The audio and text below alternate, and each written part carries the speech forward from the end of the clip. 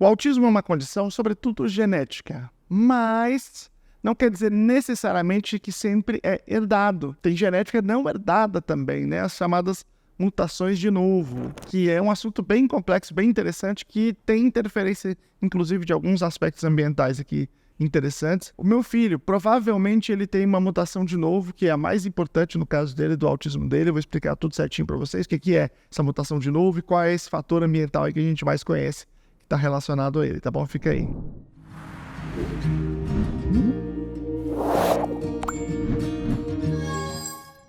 Olá, povão, tudo bem? Meu nome é Luciano Lacerda, sou doutor em Educação pela PUC São Paulo, fiz o pós-doutoramento no Departamento de Psicologia da UFSCar, estudo autismo e práticas baseadas em evidências, e genética, obviamente, é um tema importante, porque ele está relacionado diretamente à compreensão do que é o autismo, né? Para isso, vocês precisam entender, para entender assim, esse papel da genética, que nós não conhecemos toda a genética do autismo, estamos longe disso ainda, né? Na verdade, o tema do gene, né, da leitura do genes, é um tema muito recente, né, da década de 90, fim da década de 90. Então, realmente, nós estamos engatinhando. Mas algumas ferramentas agora, principalmente de inteligência artificial, têm revolucionado isso. Falando especificamente do autismo, houve uma pesquisa em 2019 muito importante nessa área, que atribuiu valores, pesos à constituição, à causação do autismo, né? É uma pesquisa que envolveu 5 países, mais de 2 milhões de pessoas, então a força estatística é muito grande. Ela utilizou uma coisa que é o modelo oculto de Markov para preencher algumas lacunas de algumas coisas que a gente não tinha, e ele conseguiu chegar a um dado muito interessante. E o que é esse dado que essa pesquisa chegou? Qual foi esse dado? É o seguinte: quando a gente olha pessoas com autismo, eu olhei para uma pessoa, a pessoa com autismo está na minha frente, eu estou olhando para ela. Aquele autismo, quase sempre, ele não tem uma causa única. Ele é multideterminado, quer dizer, tem um certo peso genético herdado, da genética não herdada, eventualmente algum aspecto ambiental. É claro que se eu encontrar com uma pessoa, depois eu encontrar com outra pessoa, eles podem ter pesos diferentes, né? Cada pessoa diferente. Mas em geral, estatisticamente falando, em geral, a média é a seguinte que eu vou falar para vocês, tá? Quando eu encontro uma pessoa com autismo, em média, ela tem ali 81% de parcela, né, de constituição do autismo naquele indivíduo, 81% é de genética herdada. Ou seja, tem ali genes que vêm do pai, estavam no pai e estão naquele indivíduo, ou estavam na mãe e estão naquele indivíduo, genes que estão relacionados ao autismo. Normalmente não é um gene só, são vários genes somados que, quando atingem um certo patamar, podem apresentar um quadro de autismo. Pode ser que esse pai não tenha autismo, pode ser que ele tenha 1 ou 2 ou 3 variabilidades genéticas que contribuem, mas não o suficiente para ele ter autismo. A mãe é a mesma coisa. Mas somados os dois, no caso desse indivíduo, eles têm uma participação importante. Mas existem também outros fatores, não só a genética herdada. Como disse, a genética herdada é a mais importante, 81%. Mas eu vou passar primeiro para os fatores ambientais e depois eu volto para a genética não herdada. Os fatores ambientais, eles são alguma coisa em torno de 0,4% a 1,2%. Quando os números são tão pequenos, fica um pouco mais difícil de ser mais preciso, né? Quais são esses fatores ambientais? Não é esse artigo que trata disso. Esse artigo só trata de qual é o peso dos fatores ambientais. Mas aí existe uma série de outros artigos, vários outros estudos, né? Vou falar de 2 e fazer um comentário sobre o terceiro. O consumo de maconha durante a gravidez. Isso é uma pesquisa muito grande, eu já falei aqui sobre ela, eu vou colocar o link aqui para vocês verem lá. Antes era muito difícil fazer pesquisa com isso, porque as pessoas mentiam, porque era ilegal, mas como em muitos lugares dos Estados Unidos e do Canadá é legal o consumo, então você reduziu esse problema e aí conseguiu fazer essa pesquisa muito boa no Canadá, em Ottawa. Então, esse é um fator importante de risco, ok? Um outro fator durante a gravidez é o consumo de ácido valproico, que é um anticonvulsivante, às vezes usado também em transtornos de humor. E, inclusive, quando se faz modelos animais de autismo, por exemplo, ratinhos, né?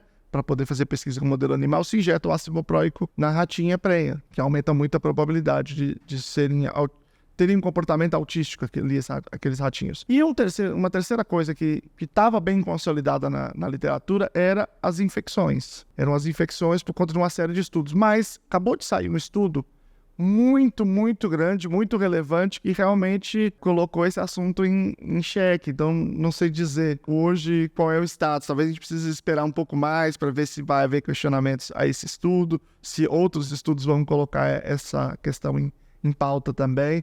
Mas, enfim, perdeu muita força a ideia das infecções, pelo menos nesse momento, tá? Mas, enfim, é 0,4% a 1,2%, então, na verdade, o impacto ambiental não é tão importante assim, realmente ele é bem baixo. Mas, no meio aí, 18% de impacto, né, de influência, quando você encontra uma pessoa com autismo, em média, a determinação daquele caso, em média, 18% é mutações daquele indivíduo. Não são alterações genéticas que estavam no pai e que o pai transmitiu para ele, nem que estavam na mãe e a mãe transmitiu. São mudanças genéticas que não estão na mãe, não estão no pai, estão nele. Mas como isso é possível? Gente, isso é óbvio. É uma questão biológica óbvia. Todos nós temos milhares de mutações. Você tem. Todo mundo que você conhece tem. Isso é natural, né? Isso todos têm. Acontece que essas mutações... O que é isso? Então, vamos voltar aqui primeiro. O que é uma mutação? Eu tenho lá o DNA, tenho lá os meus genes. Os meus genes têm lá os códigos, é um código, né? E esse código é como se fosse um manual de instruções para produzir as funções básicas do meu corpo. Codificar as proteínas, para me fazer enquanto organismo, né? E tem uma outra parte muito grande do DNA que não tem essa função, DNA não codificante, que é 98% do DNA. Que antigamente, inclusive, a gente chamava de DNA lixo, hoje a gente não chama mais assim, porque a gente sabe que tem outras funções, que não é de codificação do DNA, das proteínas, mas são outras funções.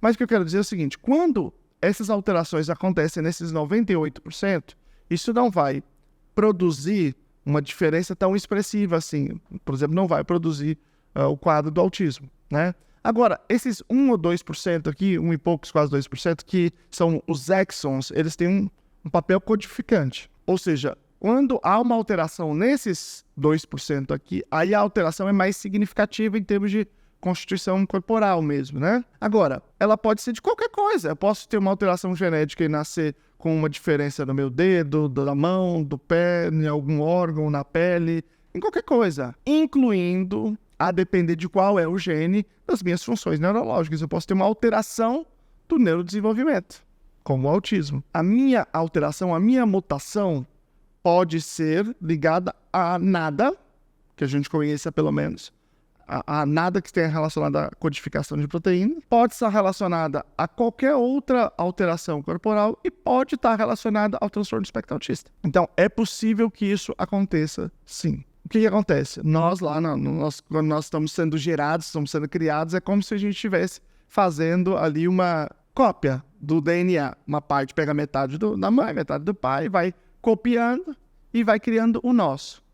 Nessa cópia tem erros, alterações. As alterações podem ser, de fato, uma alteração, uma substituição de uma coisa por outra.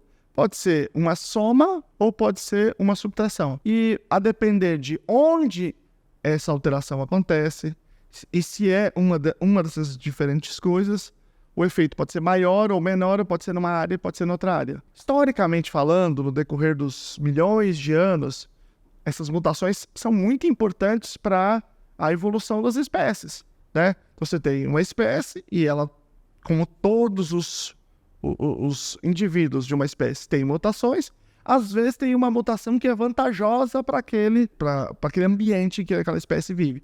Aí, se essa mutação é vantajosa para ela, então ele tende a ter mais filhotes, e a passar mais aquela mutação para frente, e aí isso vai transformando, né, as espécies de modo a produzir essa miríade de possibilidades que a gente tem aí, que é a evolução das espécies e toda a biodiversidade, né? Mas quando essa alteração ela também é muito prejudicial, ela traz um problema muito grande, impede o indivíduo de ter continuidade, por exemplo, ele pode não sobreviver na própria barriga, né? Então, essa alteração ela não é passada para frente. Então, ela só vai aparecer de novo, já que ela não é passada de pai para filho, ela só vai aparecer de novo quando alguém tiver uma mutação específica ali, uma mutação de novo, uma mutação que acontece pela primeira vez. Esse nome é ruim, né? De novo, é porque parece que, por exemplo, meu pai teve a mutação e eu tive também, então foi de novo, mas não tem nada a ver, é o contrário.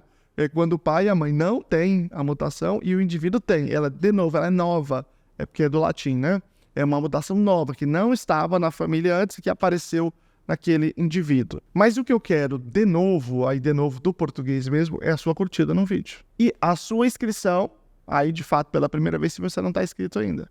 Tudo bem? Legal? Então o que acontece é o seguinte, entre as pessoas com autismo, a maioria delas tem pelo menos algum tipo de contribuição no autismo, que seja alguns genes, né, relacionados ao autismo, que estão contribuindo com seu quadro, que são de mutações de novo, mutações que não são encontradas nos seus pais. Mas alguns dos quadros mais severos de autismo também são de mutações de novo. São quadros sindrômicos, ou seja, você não tem só o autismo, você tem uma série de outras coisas que estão juntos com ele.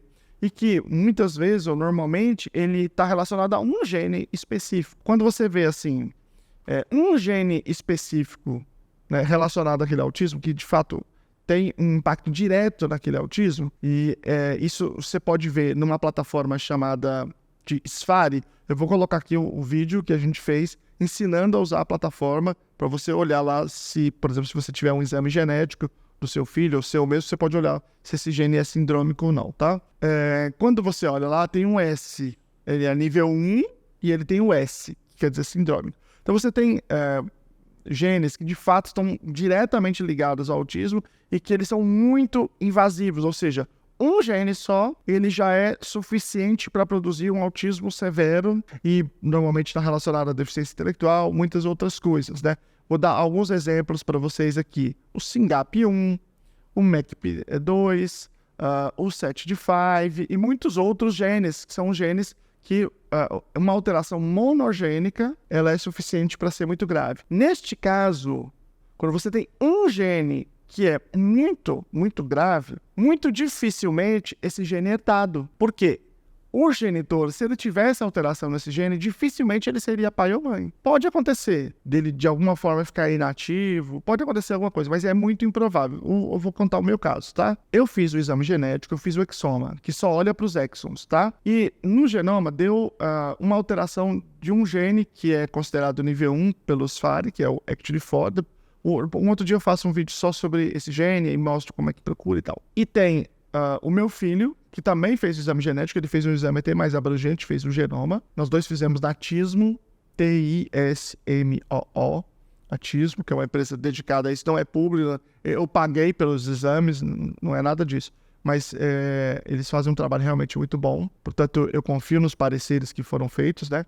E o meu filho tem um SETD5, e ele tem também o ACTD4 que eu tenho, então ele tem os dois. Então o que acontece é o seguinte, o ACTD4 que ele tem é herdado de mim. Então ele tem uma alteração, o ACTD4 é herdado de mim. E ele tem um outro gene que não está alterado em mim. A mãe não fez o exame. Então a gente não sabe se é herdado na mãe. Não dá para dizer com certeza absoluta.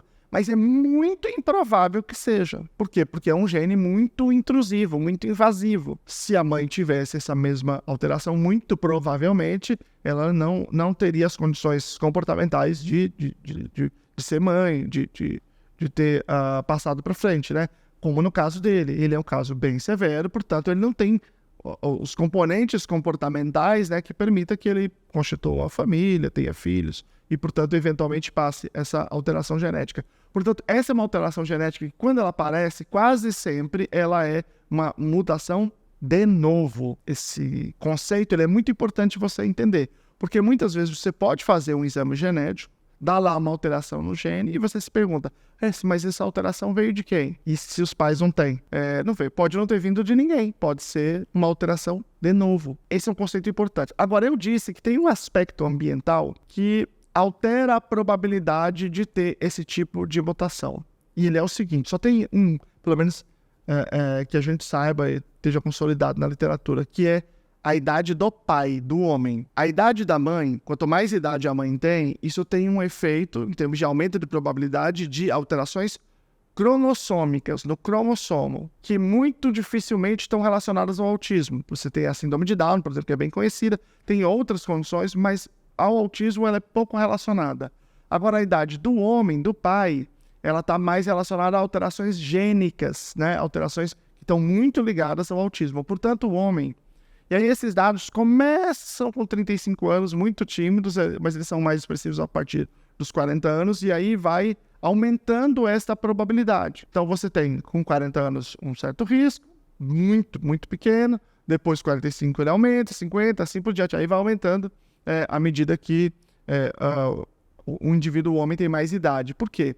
Porque é uma perda de qualidade na produção do material genético. O homem é diferente da mulher. A mulher já produz o material genético e o material genético está estocado, ele vai sendo liberado. O homem não, ele produz, ele vai produzindo. Só que esta produção, ela vai sendo uma produção de menor qualidade. Pode ser que haja uma série de outros fatores em termos de qualidade de vida, de saúde do homem que interfirem nisso. A gente não sabe, né? Mas provavelmente, né, tem efeito, né, essas questões relacionadas à qualidade de vida, hábitos saudáveis, tudo isso. Mas realmente não é fácil de estudar isso, né? É difícil de controlar essas variáveis direitinho. Inclusive tem já pesquisas que têm análise do esperma, do espermatozoide especificamente do homem, para ver o quanto que tem ali de probabilidade de alteração. Mas isso não está disponível clinicamente falando, né? Isso acontece na esfera científica ainda. Talvez no futuro esteja, mas hoje não está ainda disponível. E é uma coisa promissora, né? Interessante, né? Para as pessoas, claro, poderem tomar decisões informadas. Mas, fechando o assunto, o que é uma mutação de novo? Uma mutação de novo é uma mutação do indivíduo, que não foi apresentada nem ao seu pai, nem à sua mãe, mas na composição, na constituição daquele indivíduo, ela apareceu. Essas mutações, de novo, na sua grande maioria, ela não produz nenhum tipo de alteração no indivíduo, mas às vezes, a depender do lugar em que ela apareça e do tipo de mutação que for, ela pode produzir alterações daquele indivíduo, alterações de todas as naturezas, incluindo, no caso, o transtorno do espectro autista. E pode ter vários fatores que possam contribuir com essas mutações, a gente não conhece. O que a gente conhece, de fato, é a idade do pai. Quanto mais velho o pai, tanto maior a probabilidade disso tá presente, tá? Eu vou colocar aqui para vocês uma live com o Diogo falando sobre esses exames genéticos e como é que a gente olha essas alterações, e aqui também com a Grazi Pinhatari falando sobre genética do autismo, tá?